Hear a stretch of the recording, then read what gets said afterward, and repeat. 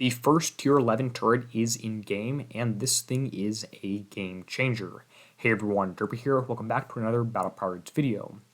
As I jump into this, I just want to first say that I'm not a PvP expert. All this stuff is my own things and not Alliance secrets. If you don't like me sharing these videos, don't watch. I also will mention that right after I'm recording this video, I'm going to go ahead and add in the turrets to my builds document, which is linked in the description of every Battle Pirates video I make. And I'll have an entire section for turrets just like I do for ships, and this is of course 100% free. People are selling the same exact info I'm giving you here for $52 a pop, and I'm just doing this to help the player base out there. Alright, jumping directly into it, the new tier 11 turret is actually something I don't own yet, so we're going to have to play a little bit of pretend. I have hit half a dozen bases over the past few days which have this thing in here, and this will absolutely wreck your fleets and is a little bit easier to build than the Halo.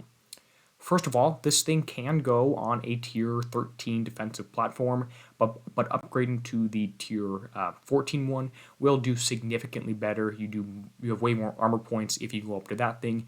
It definitely does help, and that's about it. Power capacity is not an issue for this, which is a nice thing that Kixeye did. Now, the turret does have a few interesting stats here. It does have the defense stats shown on the right-hand side. That's on the level 13 platform.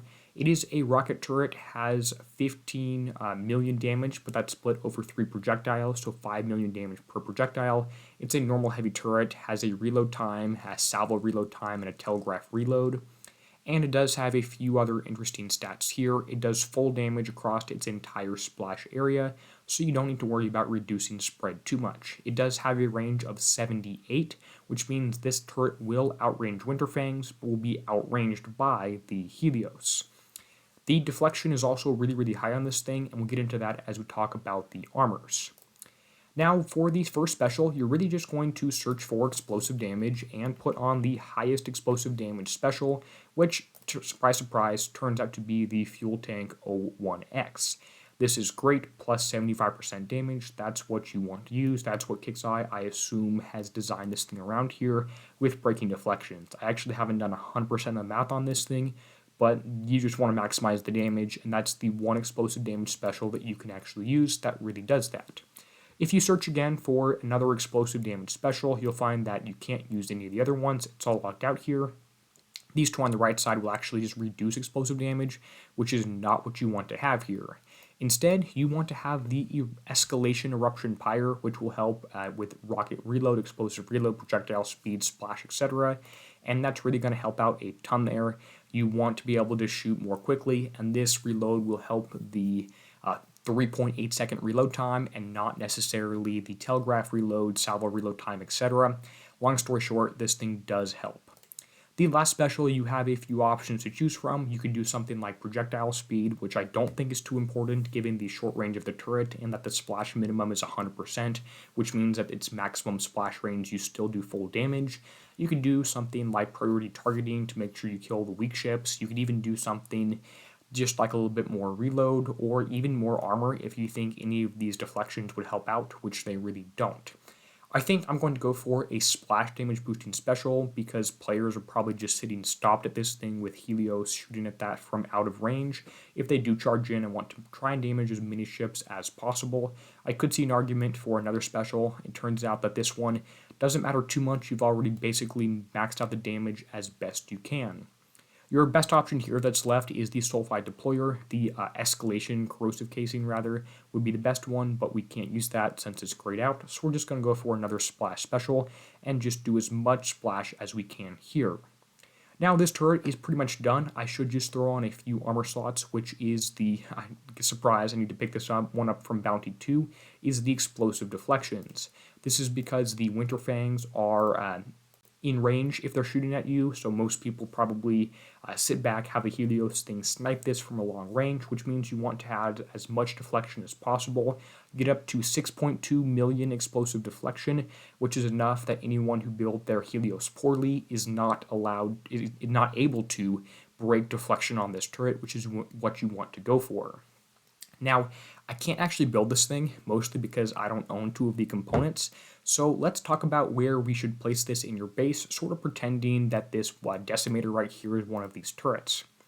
This decimator is actually in a pretty good spot for the Rumbler, and I'll probably put them here to start and then watch a few replays, see how things work, but there's a few things about why this is a good spot. First of all, it's not just sitting on the outside. People can't just rush in and kill this, snipe it from far away with their Helios. They have to be inside the channel here and get shot at by the hard mount packs as well as the Halos.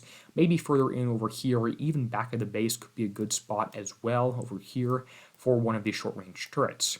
The other thing is that the spot where the attackers will be standing, which is about this gate, would be inside 1, 2, maybe 3 Badger Auras. They don't stack, but you have to kill 3 Badgers to be able to damage the ship, because if enemy Helios or even the Winterfang are inside a Badger Aura, they can't damage you if you put on the right armor here. So definitely try and make sure you have Badgers around here covering all areas where someone could snipe your Rumbler turrets in, which again are these pretend decimators right back here. The other option for placing this thing is to put it next to the outpost, put a bunch of mountains around the back of the outpost right here, extend the land out, so that people have to kill the thing and they can't just run by it, or they're just shooting at your outpost the entire time. I have seen a few bases that have gone on hit that have taken that approach there, put it at the back of the base, which I think does have a lot of merit here, although I'm probably going to end up using 2 of those Rumblers right here, 5 Halos, which I don't own 5 of yet because I haven't done Bounty all the way, and then 5 hard mount packs. Just make sure that enemy ships are always inside Badger Auras is the key takeaway I'm trying to get you to go for. Also, make sure that these things are covered by tac mods. Ion Storm Accelerator does prevent this thing from being stunned. Fire Support 2 increases damage even more. And you also do have the other few specials that will help out a little bit, including the Kinetic Buffer, which slows down enemy projectiles, the Splash Buffer, which slows down, reduces enemy splash, probably not too important, and the Reload Buffer as well, which you could use, which, if I can find it, will just reduce reload of things a little bit. All these things do have a range of infinity, but a lower effect on the outpost, or a stronger effect, but only a range of 130 on warehouses, etc. Just a few things for you to consider there while we are on the topic. Of course, I want to go ahead and say thank you to everyone whose name appears on the end screen now. Like I said, I give you everything for free. You don't even have to watch the videos. You can just use a build stock. And all these people are, of course, just supporting the channel and making sure that I can keep posting videos. With that said, I want to go ahead and say thank you to everyone whose name appears on screen now. And until next time, this is going to be Derpy signing out, helping you be a better pirate.